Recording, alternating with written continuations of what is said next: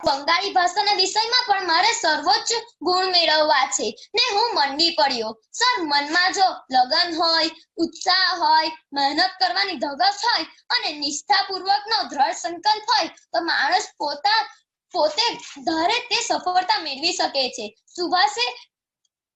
સુભાષે આ ખુમારીના અવાજમાં કહ્યું, તારી વાત સાચી છે. ભાષાના શિક્ષકે તેની પીઠ થપથપાવતા કહ્યું. આમ આ વાર્તાથી આપણને એ બોધ મળે છે કે જો દ્રઢ સંકલ્પ કરીએ અને આત્મવિશ્વાસથી મહેનત કરીશું તો ગમે તેટલું અઘરું કામ પાર પડશે અને અઘરા લાગતા વિષયમાં પણ સારા માર્ક્સ મેળવી શકીશું. શ્રી રામ.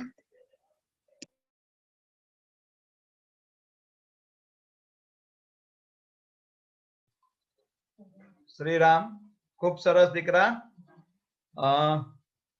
સતત છેલ્લા 8 શનિવારથી રાનીબેન આપણને તુલસીદાસજીના જીવન ચરિત્ર ઉપરના ખૂબ સારા પ્રેરક પ્રસંગો અવારનવાર જણાવે છે. સાથે મૈથિલીએ પણ આજે સુભાષચંદ્ર બોઝ ઉપર આધારિત ખૂબ સુંદર પ્રેરક પ્રસંગ કહ્યો. દીકરા, આ બધા મહાન પુરુષો જે થઈ ગયા, ગુરુદેવ પણ બહુ વારંવાર કહે છે કે બાળકોને આ બધા મહાન પુરુષના જીવન ચરિત્ર ઉપરની વાર્તા કરો કે જેથી બાળકને એક લગન લાગી જાય. એક એમનો પ્રેરક પ્રસંગ જો મનમાં ઉતરી જાય તો જીવનમાં ખૂબ આગળ વધે, ખૂબ આગળ વધે. બહુ આનંદની વાત છે. છેલ્લા ઓનલાઈન આપણે 8 શનિવારથી જોડાઈએ છીએ તો નિયમિત ઉન્મની, નમન, રંજની, સી પટેલ, શિવ, દિયા પટેલ, ખુશી ટેલર, ઘટક, દર્શન મંજનવાલા, ખુશાલી, યશ શર્મા, જીતાલી, ખુશી, આ બધા ઘણા બધા બાળકો નિયમિત, તપન, મનન, બધા માનસ, ઘણા બધા જોડાયા કરે છે. બરાબર. તો છેલ્લા હું જોઉં છું કે 6 શનિવારથી ખુશી ટેલર એ નિયમિત જોડાય છે, નિયમિત તિલક કરે છે, ખૂબ સારા શ્વેત કપડા સાથે બેસે છે, આસન ઉપર બેસે છે અને ખૂબ ધ્યાનથી સાંભળે છે. આજે પ્રેરક પ્રસંગ પણ કહેવાની છે. બરાબર. અને આ શનિવારનું ઇનામ આપણે ખુશાલીને ડિક્લેર કરીએ છીએ કે ખુશાલી આવતીકાલે ટ્યુશન ક્લાસ ઉપર આવીને એ પોતાનું ઇનામ લઈ જશે. ખુશાલી ટેલરને વિનંતી કે દીકરા, તારો પ્રેરક પ્રસંગ કે અને ઇયરફોન દીકરા કાનમાં રાખજે કે જેથી સરસ સાંભળી શકાય. હા, બોલ દીકરા. Yes sir. Okay okay okay.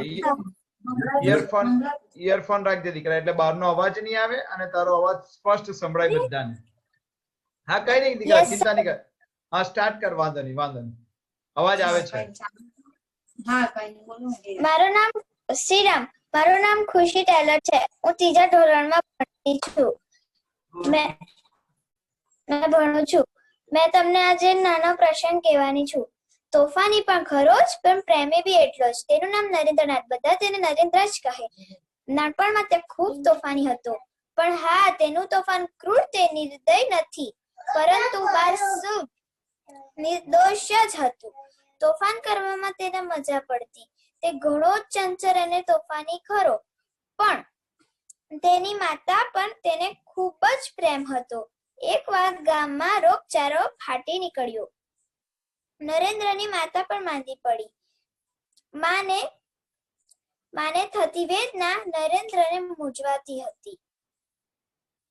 પથારીવશ માતા બિચારી વધુ ઊંઘી પણ ન શકતી હતી. એક રાત તેની માતાએ નરેન્દ્ર પાસે પીવાનું પાણી માંગ્યું. નરેન્દ્ર પાણી લેવા ઉઠ્યો.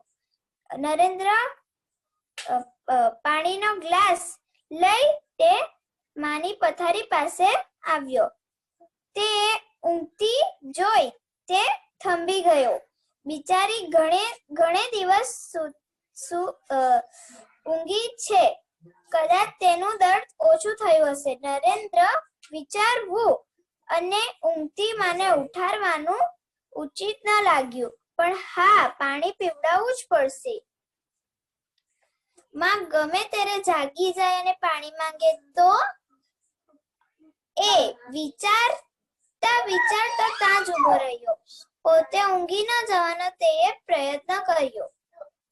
રાત ધીરે ધીરે પસાર થવા લાગી. નરેન્દ્ર તો બસ ઊભો જ રહ્યો. બેસી જાય તો ઝોકું આવી જાય, ઝોકું આવે ત્યારે માં પાણી માંગે તો આખી રાત તે ઊભો જ રહ્યો. ચંચળ અને તોફાની હતો પણ માતૃભાવિક પણ હતો તે. આખી રાત ઉજાગરો કરવા માંડ્યો, પણ આખી રાતનો ઉજાગરો કરતા કરતા તેના મોઢા પર, એના ચહેરા પર થાક ન આવ્યો. ઊંઘતી માનો ચહેરો જોતા જોતા ક્યાં સવાર પડી ગઈ તેને ખબર જ ન પડી. સવાર પડતા જ તેની માની આંખ ખુલી. નરેન્દ્ર પાણીનો ગ્લાસ લઈ ઊભો રહ્યો છે. તરત જ તેમ થયું માને યાદ આવ્યું કે પોતે પાણી માંગ્યા પછી જ ઊંઘી ગઈ. નરેન્દ્ર રાતભર જાગ્યો. આ વિચારતા જ માની આંખોમાં આંસુ આવવા લાગ્યા. બેટા તું રાતભર એમ જ ઊભો રહ્યો? આ તો કઈ જ નથી માં. તું એ મારા હારું કેટલી રાતનો ઉજાગરો કર્યો છે. આ તો કેવલ હું 2 કલાક જ જાગ્યો છું. નરેન્દ્રની આંખોમાં માતૃભાવિક ચમકતી હતી. ખેસો આ નરેન્દ્ર કોણ છે? હા, આ નરેન્દ્ર જે સ્વામી વિવેકાનંદ છે. સ્વામી વિવેકાનંદનું બાળપણનું પ્રસ્તુત ઉદાહરણ પ્રેમ, તે માતા પિતાને પ્રેમ તેની ફરજનું માર્ગ આપે છે. શ્રીરામ.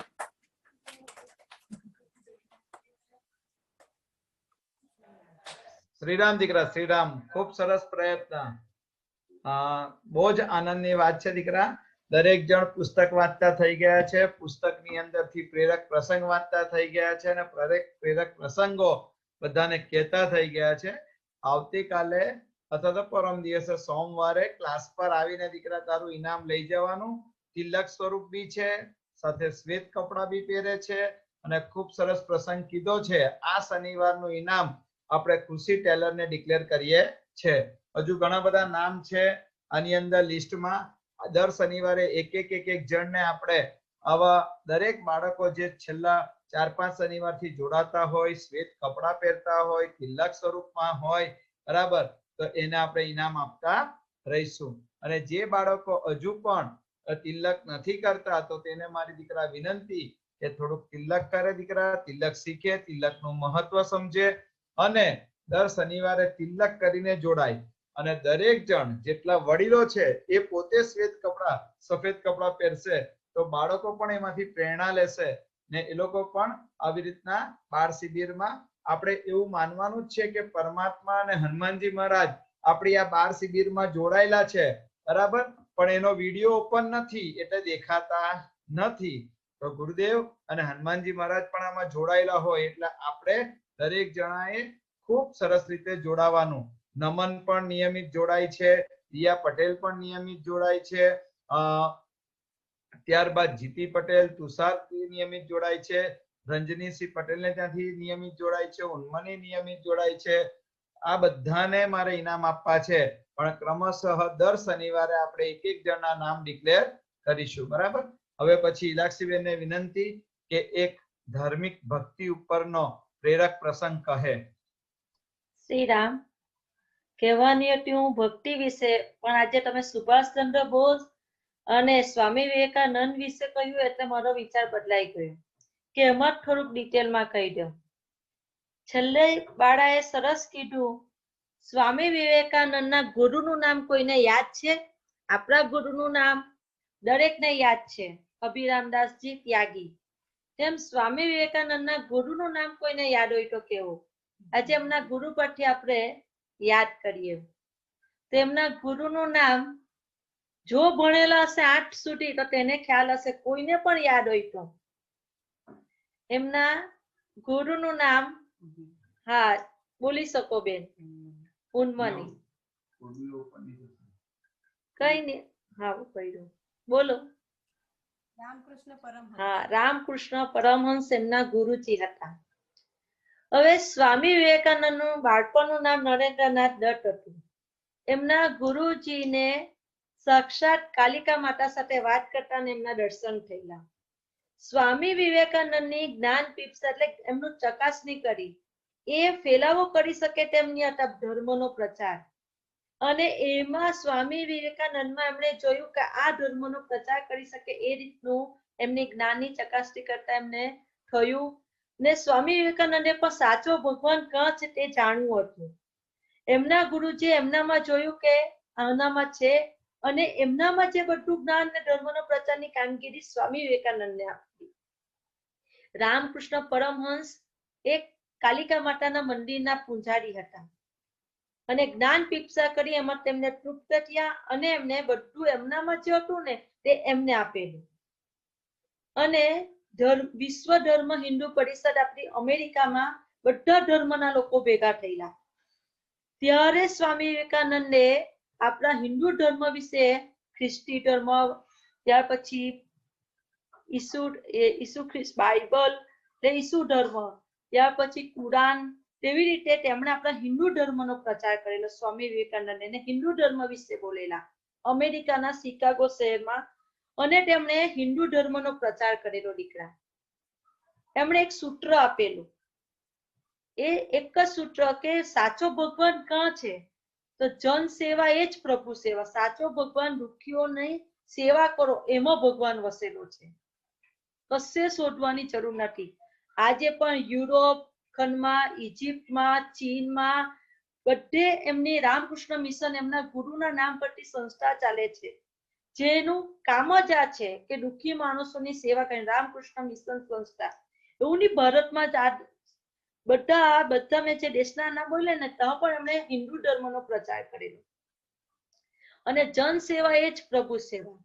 દુઃખીઓની સેવા કરો એમાં ભગવાન વસેલો છે. એકદમ રોગથી પીડાતા હોય ને માણસ, એની તમે સેવા કરો. આજે લોકો શું કરે, એને મૂકી દે ને બીજે જાય. ભગવાન એ અંદર વસેલો છે એટલે તે એમને આશીર્વાદ આપે. તમે કોઈ પણ બહુ દુઃખથી રોગથી પીડાતા હોય ને એવા માણસની તમે સેવા કરજો, એ તમને અંદરથી આશીર્વાદ આપશે. પછી આપણા ઘરે દાદીમાં હોય કે આપણા કોઈ પણ નહીં ઓળખતા હોય તેવાને પણ આજે પણ એમના ગુરુના નામ પરથી આ સંસ્થા ચાલે છે. એનું એક જ કામ કે જ્યાં પણ કુદરતી આપત્તિ આવી પડે, ભૂકંપ આવે, રેલ આવે, રોગચાળો ફાટી નીકળે, તો રામકૃષ્ણ મિશન નામની સંસ્થાની ગાડી પહોંચી જાય, મફત સેવા કરે, દવા આપે અને દુઃખીઓની જાતે સેવા કરે છે. ને આજે વિશ્વમાં કામ કરે છે રામકૃષ્ણ મિશન સંસ્થા.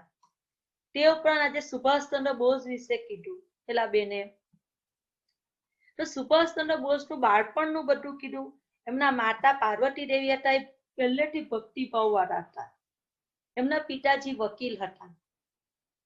એમણે ICS ની પરીક્ષા, હું એમના યુવાની ને પછીનું થોડુંક કહીશ કે ICS ની પરીક્ષા, ઇન્ડિયન સિવિલ સર્વિસ, ત્યારના સમયમાં આપણે અહીંયા અંગ્રેજો શાસન કરતા હતા, તો કોઈ પણ ઊંચી પોસ્ટ પર નોકરી મેળવવી હોય તો ICS ની પરીક્ષા ઇંગ્લેન્ડથી પાસ કરવાની હતી, તો અહીંયા ઊંચી પોસ્ટ પર નોકરી મળે, કલેક્ટર, મામલેદાર, કમિશનર એવી. તે એમણે 3જા નંબરે પાસ કરેલી, સુભાષચંદ્ર બોઝ. અને તે ત્યાંથી આવ્યા. કોલેજ સમયમાં જ કોઈ ગોળા પ્રોફેસરે, એમના ટીચરે આપણા ગુજરાતીઓનું એટલે ઇન્ડિયનોનું અપમાન કરેલું કોલેજ સમયમાં. ત્યારથી એમણે મનમાં નક્કી કર્યું કે આ ગોળા લોકોને હું દેશમાંથી બહાર કાઢીશ. એ થોડાક ઉતાવળિયા સ્વભાવના હતા. એને ઢીલું કામ ફાવતું નહીં સુભાષચંદ્ર બોઝને. એમનું ગાંધીજી સાથે બહુ નહીં બનતું, બોલાચાલી થઈ ગયેલી. પહેલા કોંગ્રેસ પક્ષ જોડેલો, પછી એમણે કોંગ્રેસ પક્ષ ગાંધીજી સાથે બોલાચાલી થઈ ગઈ એટલે છોડી દીધો. ગાંધીજી ઢીલી કામગીરીમાં માનનારા હતા, તે સુભાષચંદ્ર બોઝ ઉતાવળિયા સ્વભાવના હતા. એટલે એમણે બીજો પોતાનો નવો રાજકીય પક્ષ આપ્યો, ફોરવર્ડ બ્લોક. અને દેશની આઝાદી માટે તેઓ વિદેશમાં ગયા. વિદેશમાં ભારતીયોને તૈયાર કર્યા. ત્યાંથી 30,000 જેટલું લશ્કર બનાવીને ભારતમાં ઉતાર્યું અને અંગ્રેજ સામે લડેલા. પણ કમનસીબી જાપાન જર્મની ઇંગ્લેન્ડનું દુશ્મન હતું. એને દુશ્મનના મિત્રને મિત્ર બનાવીએ તો આપણી તાકાત, દુશ્મનના દુશ્મનને મિત્ર બનાવીએ તો આપણી તાકાત વધી જાય.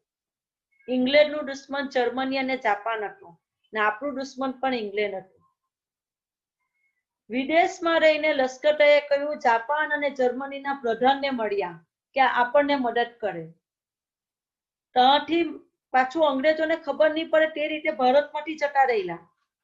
અંગ્રેજ સરકાર ભારતમાં છૂટતા રહી ગયેલા અને જર્મની પહોંચી ગયેલા. ત્યાં બંને પ્રધાનને મળ્યા, જાપાને મદદ કરી, લશ્કર શસ્ત્રો તૈયાર કર્યા, ભારતમાં બધું લશ્કર ઉતાર્યું. પણ કમનસીબી કે જાપાન આપણને મદદ કરતું હતું. પણ બીજા વિશ્વ યુદ્ધમાં જાપાન પર અમેરિકાએ હુમલો કર્યો. જાપાનની મદદ બંધ થઈ ગઈ. એમના થોડા સેનાપતિ પકડાઈ ગયા, અંગ્રેજ સરકારે પકડી લીધા. જાપાનની મદદ બંધ થઈ ગઈ. સુભાષચંદ્ર બોઝ જાપાનથી ભારત આવવા નીકળ્યા અને એમનું મૃત્યુ થયું. એમના મોતનું રહસ્ય હજુ પણ કોઈને ખબર નથી. 2 દિવસ પહેલા ન્યૂઝપેપરમાં આવેલું સમાચારમાં મોતનું રહસ્ય એ છે કે એમને જાપાનથી ભારત આવવા નીકળ્યા હતા, જાણી જોઈને મારી નાખવામાં આવ્યા કે કુદરતી અકસ્માત હતું, આજ સુધી કોઈને ખબર પડી નથી. અને એમના ભાઈના દીકરાએ આપણી ગવર્મેન્ટને વાત કરી છે કે એમના મોતનું રહસ્ય તમે જાણો. હજુ પણ જાપાન પાસે 5 ફાઇલ છે, વાતચીત કરો. આપણા વિદેશ પ્રધાન સુષ્મા સ્વરાજે 2014 એમની સાથે વાતચીત કરી કે સુભાષચંદ્ર બોઝની ફાઇલ હોય તો અમને આપો, એમના મોત વિશે અમે જાણવું છે. જાપાનની સરકારે કીધું 2 ફાઇલ મળી છે, 3 ફાઇલ હજુ એમની પાસે છે. 2 ફાઇલ આપણને આપી છે ભારત સરકારને. નરેન્દ્ર મોદીજીએ પણ વાત કરી છે કે અમને એ 3 ફાઇલ પણ આપો તો અમને એમના મોતનું રહસ્ય ખબર પડે. એટલે મૃત્યુ તો થયું પણ કોઈને આજ દિન સુધી ખબર પડી નથી કે એમનું મૃત્યુ કઈ રીતે થયું, જાણી જોઈને મારી નાખ્યા કે કુદરતી અકસ્માત હતું. એટલે દરેક પુસ્તકમાં હું ભણાવતા આ રીતે મોતનું રહસ્ય માટે આપણી સરકાર અત્યારે પ્રયત્ન કરી રહી છે કે એ 3 ફાઇલ મળી જાય ને તો એમનું મોત વિશે આપણને ખબર પડે. બીજું હજુ 5 મિનિટ છે થોડીક. હા, બીજું કે આપણા નરેન્દ્ર મોદીજી, શ્રી કૃષ્ણ કુમારજી કચ્છમાં એક ક્રાંતિકારી દેશભક્તિ માટે કામ કરેલું. ઇંગ્લેન્ડમાં રહીને એમણે આપણા આઝાદી માટે બધા શસ્ત્રો મોકલતા હતા. વિદેશમાં રહીને ભારતને મદદ કરી. એમની અસ્થિ નરેન્દ્ર મોદી છે ઇંગ્લેન્ડથી એમણે કીધેલું કે મારી અસ્થિ મારા વતનમાં મોકલવાની. તો આજે પણ તમે કચ્છ જાઓ તો આખું મ્યુઝિયમ એમણે બનાવડાવ્યું. અને એ જે વીર પુરુષ હતા જેને આઝાદી સમયે વિદેશમાં રહીને ભારતને મદદ કરેલી, તેમની અસ્થિ ત્યાંથી મંગાવી. તેવી જ રીતે સુભાષચંદ્ર બોઝને પણ આજે આપણે યાદ કર્યા તો આપણે કે 3 ફાઇલ છે તે મળી જાય આપણી સરકારને, તેમના મોતનું રહસ્ય આપણને ખબર પડી જાય તો મોતના રહસ્ય વિશે વિદ્યાર્થીને હવે પછી આપણે સાચું જણાવી શકીએ. આપણી ગવર્મેન્ટ તપાસ ચાલુ કરી છે એમના દીકરાઓના કહેવાથી. 5 મિનિટ બાકી છે, થોડુંક ભક્તિ વિશે કહીશ. આ બંને છોકરીઓએ સુભાષચંદ્ર બોઝ અને સ્વામી વિવેકાનંદ વિશે થોડું વાત કરી લીધી, યાદ આવ્યું એટલે. હવે ભક્તિ કોને કહેશું? બધા એમ કે અમે બહુ ભક્તિ કરીએ. ભક્તિનો અર્થ બહુ ટૂંકો છે, ટૂંકો કરશો નહીં. કાયમ આપણે કે ભક્તિ, અમુકને બહુ ભક્તિની ખેલછા હોય, સાચી વાત છે. ભક્તિ એટલે કેવળ આવેગ નહીં, ભક્તિ પ્રેમથી કરવાની. પ્રેમ હોય ત્યાં ભક્તિ પ્રેમથી કરવાની આવે છે. પ્રેમીને જેટલો પ્રેમ નિભાવતા આવડે એટલું દુનિયામાં કોઈને નહીં આવડે. એ તમે ઘણાને વાત સાંભળી હશે. મીરા પ્રેમમાં ભક્તિમાં એકદમ રસપ્રદ હતી. બધાને જ ખબર મીરાજીનો ભક્તિ. મીરાજી જ્યારે પણ ડાન્સ કર્યો કદી 2 તાલમાં નાચ્યા નથી, તાલમાં જ નાચ્યા અને પ્રેમથી રસથી. એક પણ એવો દાખલો તો બતાવો કે જ્યારે નાચ્યો એ સ્વર તાલ કે 2 તાલમાં કરીને સ્વર તાલમાં જ મીરાજી ભક્તિમાં ટરબોળ થઈને નાચતા. એટલે ભક્તિ એવી હોવી જોઈએ કે ભગવાનમાં આપણે ટરબોળ થઈ જઈએ. જેને પણ ભગવાનને પ્રેમ કર્યો, હરીને, એની કરતાલ કોઈ દિવસ બેતાલ નહીં જાય. એટલે જ્યારે આપણે ભગવાનને પ્રેમ કરીએ ને તો આપણું પ્રગતિ જ થાય, કદી પાછળ નહીં પડીએ. ને ભક્તિ એવી જોઈએ કે પ્રેમથી કરવાની. ભક્તિ એટલે અંધશ્રદ્ધા નહીં. ભક્તિ એટલે કોઈ પરમ તત્વની સાથે સતત અંતરથી જોડાઈને રહેવું, એને ભક્તિ કહેવાય. ભક્તિ બતાવવાની કે દેહ પર ધારણ કરવાની વસ્તુ નથી. ભક્તિ મનથી કરવાની વસ્તુ છે. 9 પ્રકાર છે આપણા રસ, બધા જુદા જુદા રસ હોય. એક શૃંગાર રસ, એક હાસ્ય રસ, એક ભયાનક રસ એટલે રૌદ્ર સ્વરૂપ, એક બીભત્સ રસ કે આપણે ગભરાવે એવો રસ, એક રૌદ્ર સ્વરૂપ એટલે ગુસ્સાવાળો રસ, છઠ્ઠો શાંત રસ એકદમ શાંત પ્રકૃતિ, 7મો વીર રસ, 8મો કરુણ રસ એટલે દયાવાળો રસ હોય, સ્વભાવ હોય, 9મો અદ્ભુત રસ કે આપણે આહ્લાદદાયક લાગે, અને 10મો રસ છે ભક્તિ રસ. આપણને 10 રસ મળેલા છે. તેથી જ ભક્તિનું સ્થાન ઊંચું છે. ગોસ્વામીજીએ તો ત્યાં સુધી સુંદર શબ્દોમાં કહ્યું છે, સાવધાન સુરુ ધરુ મન માહી, મનમાં ધારણ કરો મને. ભક્તિ તન પર ધારણ કરવાની વસ્તુ નથી, ભક્તિ મનમાં ધારણ કરવાની વસ્તુ છે. મનથી ભક્તિ કરો. ભક્તિનું સ્થાન માનવીનું મન છે. આપણે ભક્તિ કરવા બેસીએ અને મન આમ તેમ હોય તો એ ભક્તિ કરેલી નહીં કહેવાય. મન આપણું ભગવાનમાં હોવું જોઈએ. પરમાત્મા કેટલી વાર આપણને કેટલી 5-5, 10-10 વાર દર્શન આપે આપણને ખબર નહીં પડે. ઘણાને વર્ષમાં એકવાર મળે છે. આપણે આપણી ધારણા મુજબ સ્વરૂપમાં તેને શોધવા ચાહીએ કે આપણે જેવું વિચારીએ તે રસમાં જોવા માંગીએ. કોઈ પણ સ્વરૂપ આવી શકે ભગવાન તો. અને કેટલીક વાર આપણે આપણા મનથી મૂર્ખતાને કારણે આપણે ભગવાનને જોવાના ગુમાવી બેસીએ. આપણે રડીએ છીએ કે ભગવાનના દર્શન નહીં થાય, કારણ કે ભગવાનને પણ આપણે કેદ કરી દીધા. ભગવાન તો બધે વસેલો છે, આપણને જોતા આવડવું જોઈએ. ત્યાર પછી કેટલીક 9 વાગી ગયા છે.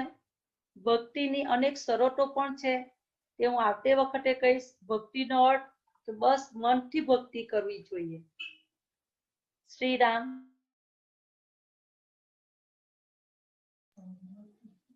આપણે દીકરા આજે ઘણા બધા પાસેથી ઘણા બધા પ્રેરક પ્રસંગો પણ સાંભળ્યા. સાથે સાથે સુભાષચંદ્ર બોઝ, સ્વામી વિવેકાનંદ અને મોદીજી વિશેની બી વાતો સાંભળી.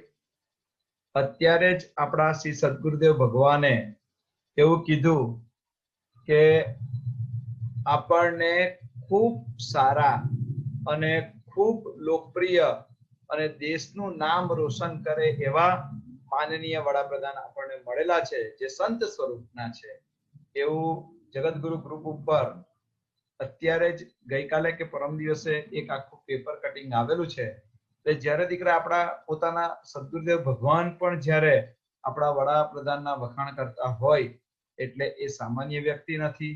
એના ઉપર આધારિત બધા પુસ્તકો તમને અર્પણ કરેલા છે પાપાએ ખૂબ સારી રીતે.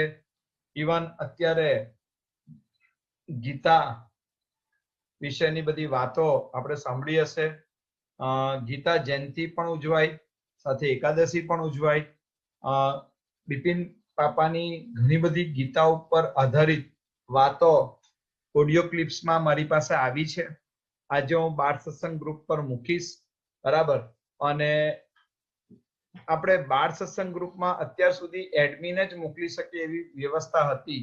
એટલે નિધિને વિનંતી કે આપણે ગ્રુપ ઓપન મૂકીએ છીએ, એટલે કોઈ પણ એની અંદર શેર કરી શકે, કોઈ પણ અંદર માહિતી લખી શકે, અને કોઈએ કંઈક ઈચ્છા વ્યક્ત કરવી હોય તો કરી શકે. એટલે ગ્રુપને આપણે ઓપન કરીશું. ખાલી એડમિનની કોઈ પણ મોકલી શકે એવી અંદર ફેસિલિટી ઊભી કરી દેવાની રહેશે. અને એની અંદર હું આજે ઓડિયો ક્લિપ્સ મોકલીશ બિપિન પાપાની. ખૂબ સુંદર છે, ખૂબ સુંદર. નાના બાળકોને કદાચ નહીં સમજ પડે તો વડીલો થોડું સાંભળે અને બાળકોને જણાવે એવી વિનંતી છે. અને જે 4 પુસ્તકો બન્યા છે એના ઉપર આધારિત કોઈ પણ બાળક કોઈ પણ શનિવારે પોતાની ભાષામાં પ્રેરક પ્રસંગ કહી શકશે. અસ્તુ, ખૂબ મજા આવે છે, ખૂબ આનંદ આવે છે. તમારા પરિવારના, તમારી માસીના, તમારા મામાના કોઈ પણ બાળકો, કોઈ પણ પરિવારના આજુબાજુના બાળકો જોડાવા હોય તો જોડાઈ શકે. સિમ્પલ વોટ્સઅપ ઉપર આ લિંક તમે એને શેર કરી દેવ. એ લોકો આ ગ્રુપમાં ન હોય તો પણ ચાલશે. તમારા મોબાઈલ ઉપર આવેલી લિંક એને તમે ફોરવર્ડ કરી દેવ તો એ લોકો પણ જોડાઈ શકશે. અને તમે જેવા મોબાઈલ નંબર ગ્રુપમાં મોકલશો એટલે એ લોકો પણ એની અંદર જોડાઈ શકશે. બધાને મારા જય શ્રી કૃષ્ણ, શ્રી રામ, શ્રી સદગુરુદેવ ભગવાન કી જય. શ્રી રામ અસ્તુ.